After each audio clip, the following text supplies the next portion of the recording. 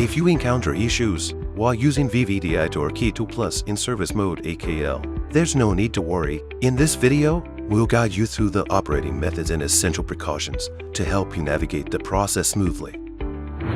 The following login modules are supported for Service Mode AKL. Without the car key, these login modules cannot obtain IMMO data from the dashboard. The specific operating methods are as follows.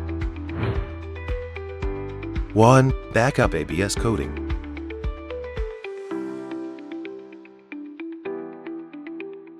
2. Remove the chip from the dashboard. Read the EEPROM data with a BDM programmer and save the dump file.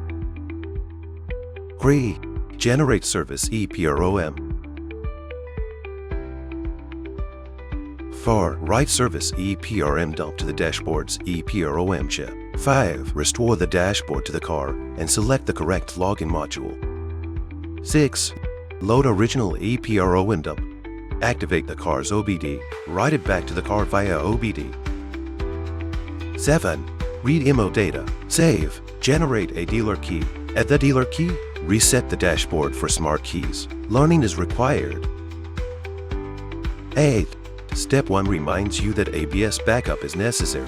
If coding is lost, enter more functions to restore ABS. Now, let's learn about the important notes. Note 1. During steps 1 to 4, ensure you select the correct module and proceed with reading as normal. Typically, this should not present any issues, but make sure to save the original data first. Never write service mode data without first backing up the original data.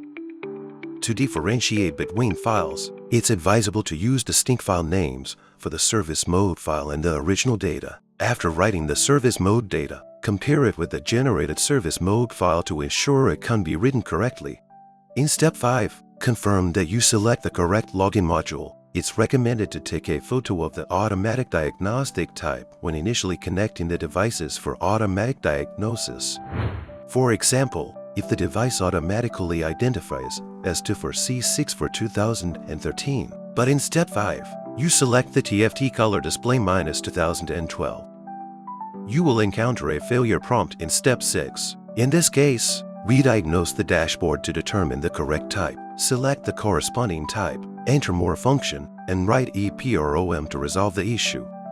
Note 2. After writing the original EEPROM data, the device will prompt you to restore the dashboard as it typically requires a reset after writing the original E. However, since this is for Service Mode AKL, the dashboard can only be restored after reading the IMMO data. Therefore, do not tap on reset at this point, or it will indicate that the card key is not detected during IMMO data reading. This is a common issue, so you must be cautious. The restoration can only be done after reading the IMMO data. If this step is accidentally performed incorrectly, the solution is to repeat the process. Generate the service mode file, write it again, and then perform the OBD write back to the EEPROM operation.